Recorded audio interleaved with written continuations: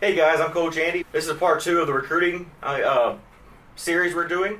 I'm joined here with Coach Ross Akpin from Bayou Prep Gators and Daily Weeks, our head sideline reporter.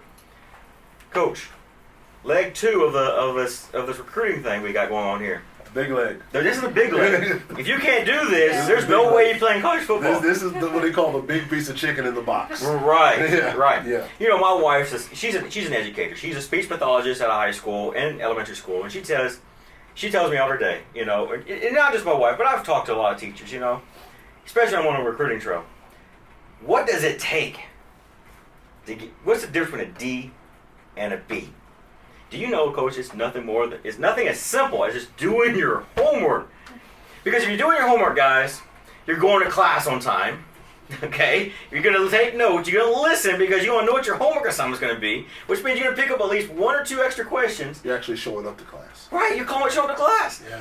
And then you get your homework assignment, and teachers get their quiz tests and questions from your homework assignments.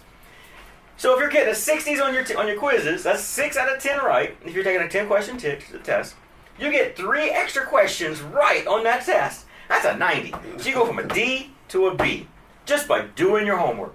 It's something as simple as that, Coach. Man. How many teachers have told you the same thing? Yeah. You know, every time I walked into a school to talk about a student athlete, and the teacher said, "Coach, he can do the work." And that's the thing that they always make the same face. He can do the work. Coach, he's smart. He can do. And I got to put him on blast because I love him so much. One of my guys from last year, Lenny Morgan. Lenny Morgan went to Terre High School. He was just, you know, middle of the ring, just kind of muddling high school, honestly, high school football player. I got enough to play, you know, that type of thing. And he played last year with us, and I look up and we're checking grade. Lenny had a 4.0. And I was like, how did that happen? But the honest to God truth was, he went to class every day. He did all his assignments. When he needed help, he asked for help. You know, the whole 9. And it wasn't, you know, a lot of guys are like, well, Coach, they'll tell me, Coach, I'm not book smart. I was like, you're not book smart, but you can break down. I've seen some of y'all break down an iPhone and fix it in front of me. You know, you figured out how to switch up and take a video off Twitter and do this and add yourself, and you figured out how to put Alabama's uniform on you instead of your high school. All these other things. You're gonna tell me that you're not book smart? Yes, you are. You're choosing what to put forth effort into. Right. So What put your time into? Right.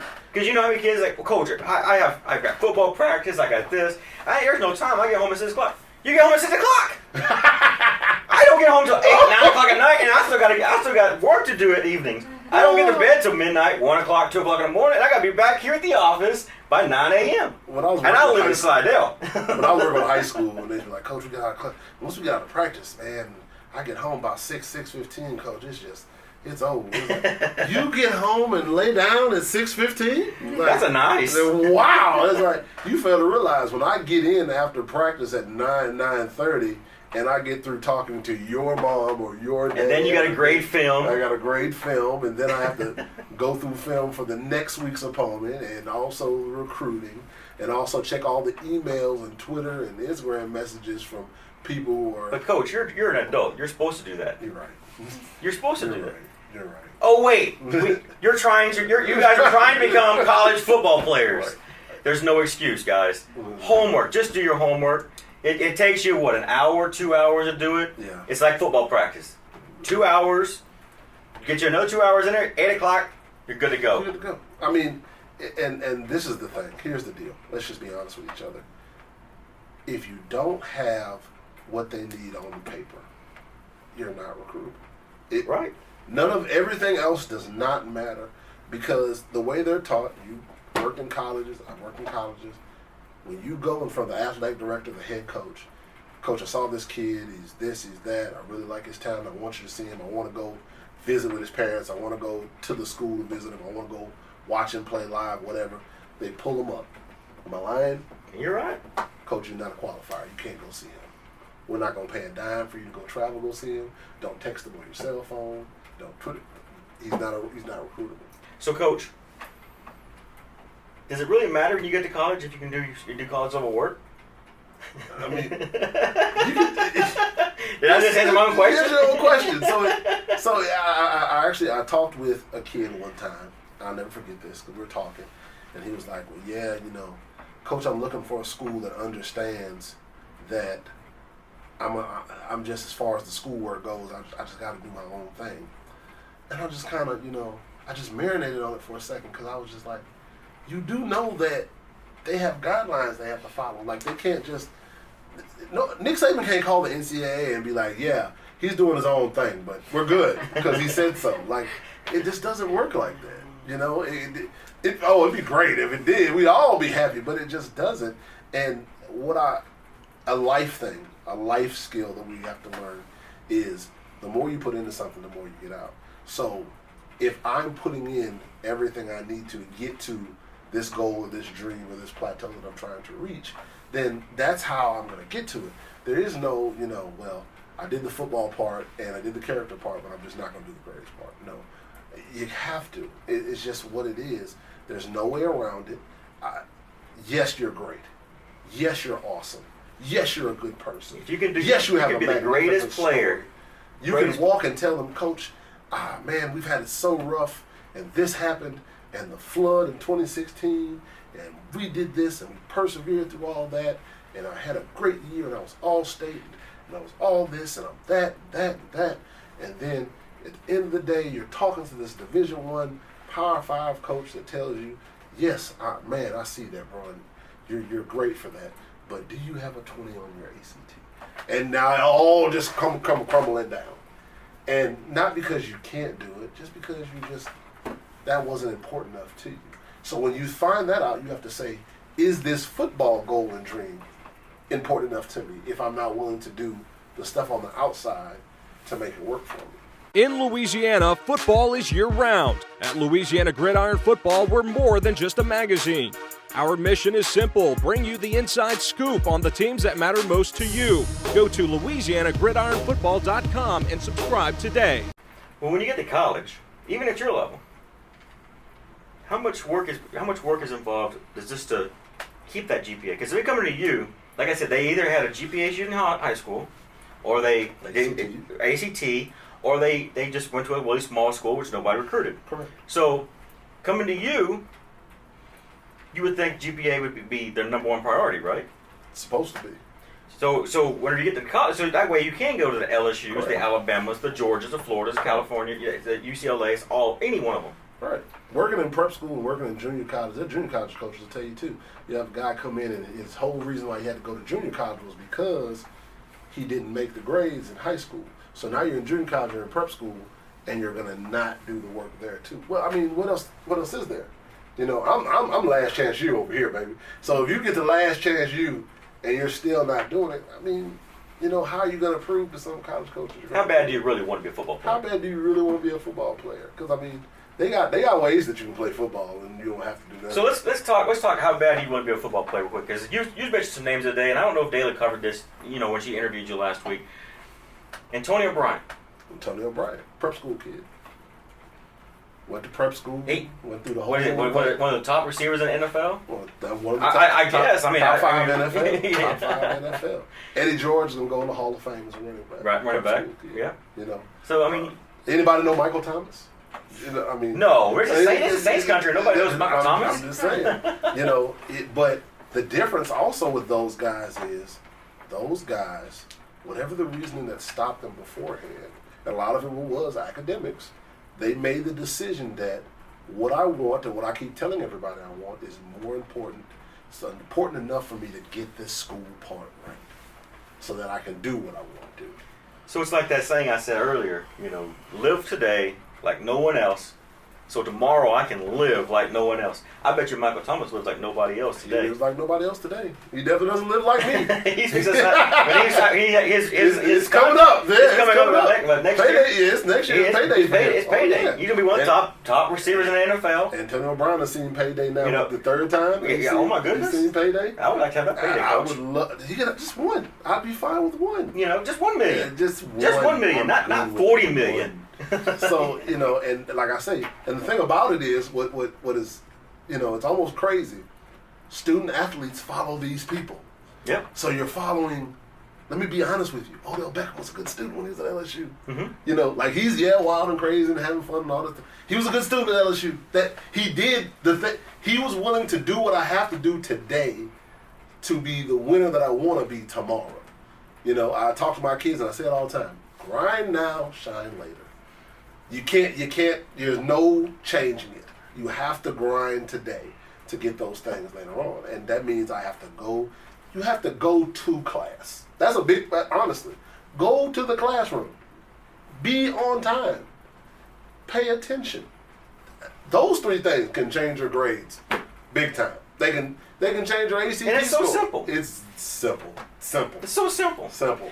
Coach, our motto here at Louisiana Gridiron Football is changing lives, changing communities.